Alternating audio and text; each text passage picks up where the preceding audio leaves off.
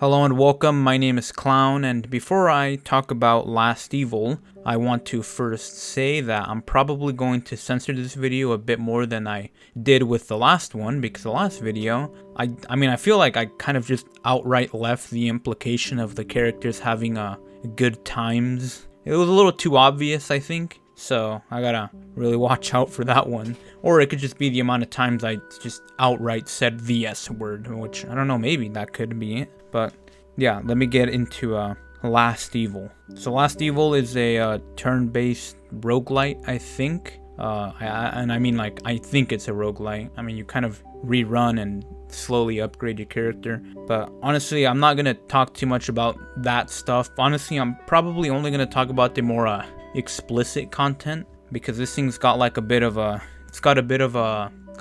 pipeline, you know? So I want to talk about that. And you can see the gameplay in the background, and for the most part, you know, it's basically what the game has to offer, so you can see it. However, the things that you're not going to be able to see, because I'm probably not going to put them in because it get me a little in trouble, is the pipeline, as I said. So what do I mean by pipeline? I mean all the things that lead to you getting a scene, because actually the 18 plus content is actually surprisingly well integrated in this game. So let's start off with well, there's three things that get you scenes: fights, random encounters, and the merchant. So I'm gonna start off with fights. So there are two different types of scenes you can get from fights. You can get a humiliation scene and an extraction scene, because you play as a succubus. And the humiliation scene comes from either surrendering or dying, which, you know, it leads to you getting humiliated in the way a succubus would. However, actually, if you surrender, that actually doesn't end the game, the run, right away. It actually just gives you a permanent debuff for the rest of the game.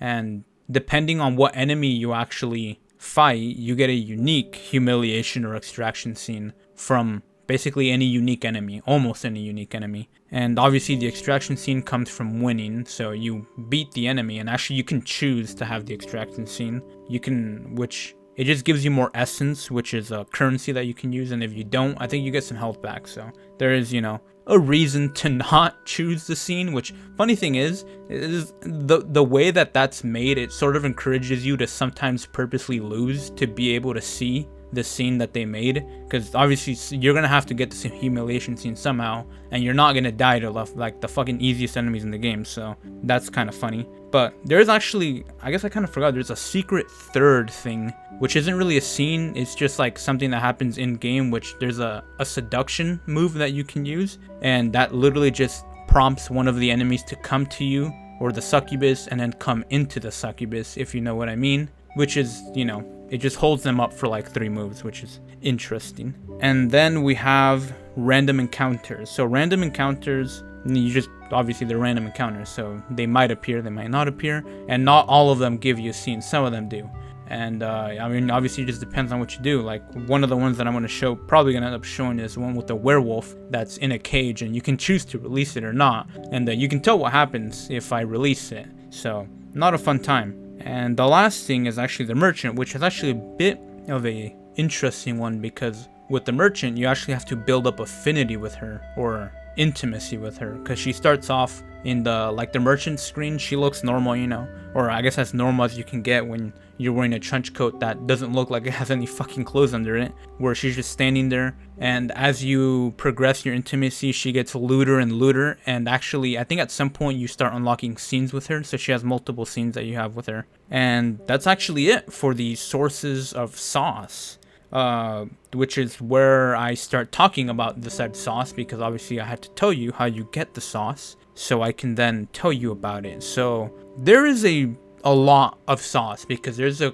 good amount of diversity of enemies here, meaning that there's also a good diversity of sauce types. So you have you can sort of pick your poison a little bit, Granted, for the most part, it's like normal size, big size, very big size, and humongous. And you've also got some creatures too, because you've got you got like some little like goblin dudes, which they'll like 2-time your character. And sometimes, you'll get like a threesomes happen too, and there are some very weird ones too, because you have certain enemies that are massive. And honestly, I think that in general the 18 plus content is not terrible, but I also got a bit of monkey on the brain, meaning that honestly, even if it's not amazing, I can still enjoy it. However, as far as like comparing this to other games that are like 3D, because this doesn't have, I mean, this does have a couple of just like PNGs in it too, but those are, you know, taken from the 3D screen caps.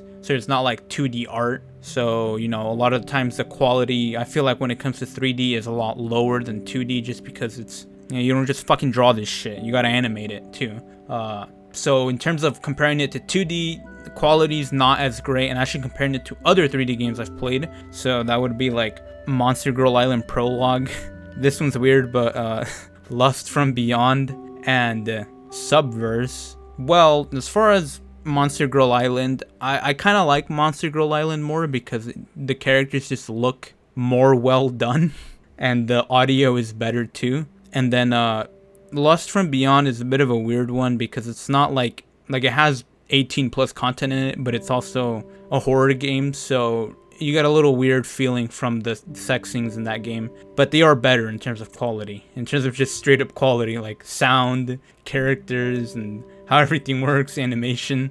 And then you have Subverse, which obviously that game is literally made to be a quality 18 plus game, so it obviously doesn't have it beat. So as far as all the games that I've played with 3D, this is probably actually it's on par with Maho Arms, I would say, just about. The thing about Maho Arms though is that it only has like one scene. So yeah, and this game has like fucking like 80. So there's a lot to pick from, but the quality is basically the same for all of them. But like I said, I have Monk on the brain, so I still like looking at them. And there is a lot to look at, so that's a plus. The quality is a bit of a minus. But I think that's it actually. That's all I have to say about this game. It's a game, and that's all I gotta say.